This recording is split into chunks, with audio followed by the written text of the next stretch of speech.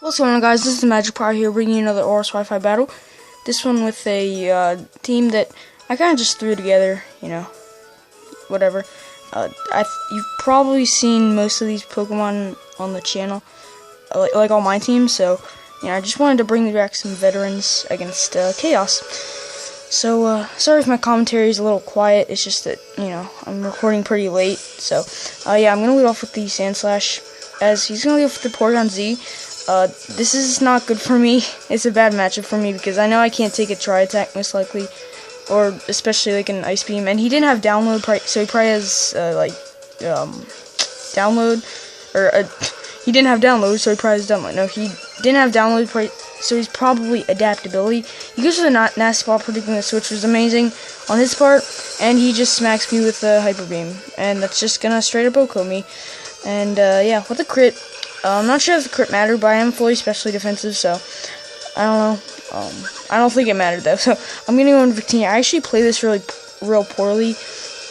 Like I could have easily taken this thing down with like a V-Create, but I decided to try to get like a free, flame orb. So I U-turned while he had to recharge. But he actually is going to show off the Protect here, which is bad for me because now he, now he isn't dead, obviously, and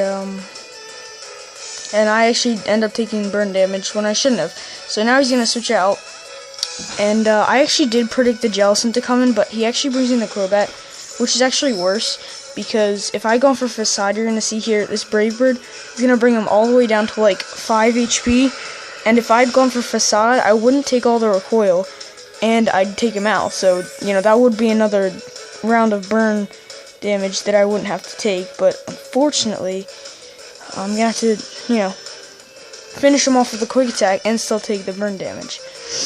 And with, where I'm at in this battle, I want Murnalium as healthy as it can be. So, Bisharp's gonna come in, which is kind of bad, but I want to keep this Swallow around maybe for Death Fodder later on. Maybe for Revenge Kill, I don't know. But I'm gonna bring in my Sandslash, and he's gonna go for the Sucker Punch as I predicted, which was easily predictable. He's gonna go for the knockoff this turn, get rid of my Citrus Berry. But I mean, as long as I got my rocks up, that's honestly fine. Now this is what really stinks. This next turn, he actually goes for the Iron Head, and he gets a crit flinch. So he's gonna crit me and flinch me.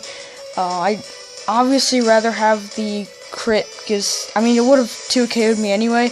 I could get a nice and powerful Earthquake off that turn, but unfortunately that didn't work out.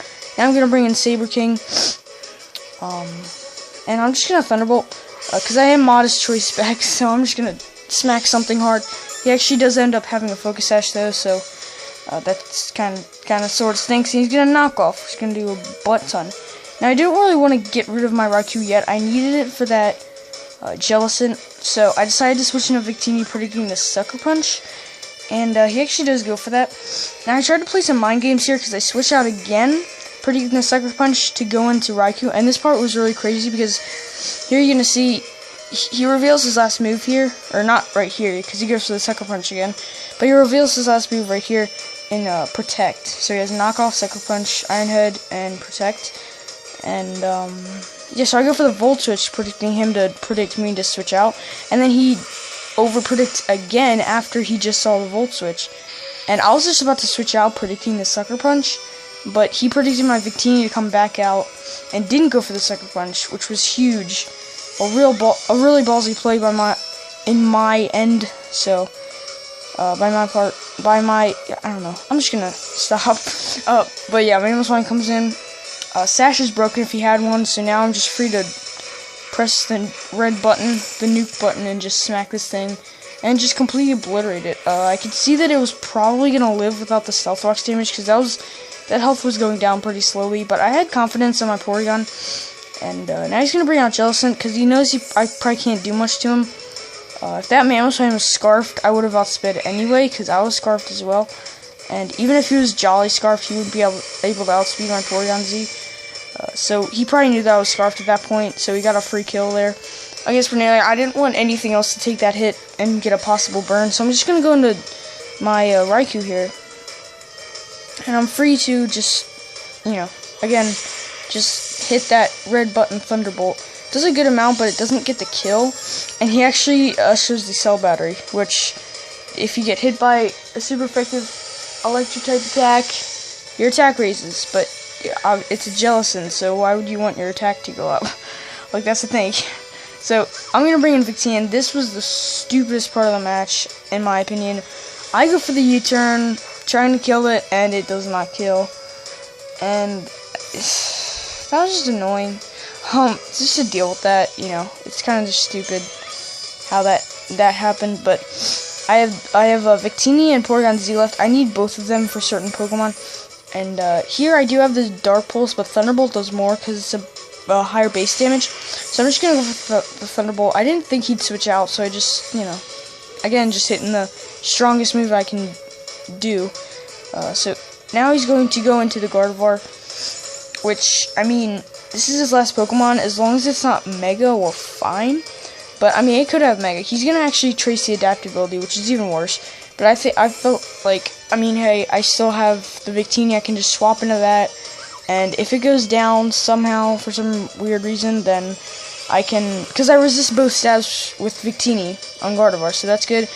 I'm just going to smack him with a V-Create here. And, I mean, if he does end up critting me, I mean, I still have the Victini the Porygon Z to, take him, finish him off. But he just ends up just not living that. I played really bad in this match, and he's going to bring out the Porygon Z, but at this point, I'm Scarfed, and he's already shown that he has Nasty Plot and Hyper Beam and Protect, so we know he's not Scarfed. And, oh, that's bright, jeez. That's bright. Yeah, we're gonna be able to take him out.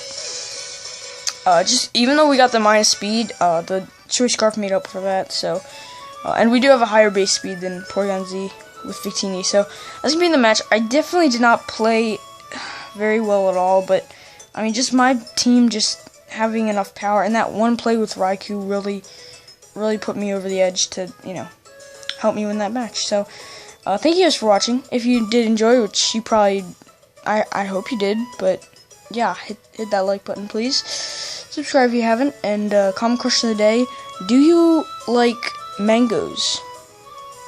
So yeah, answer that in the comment section. See you guys next time. Bye.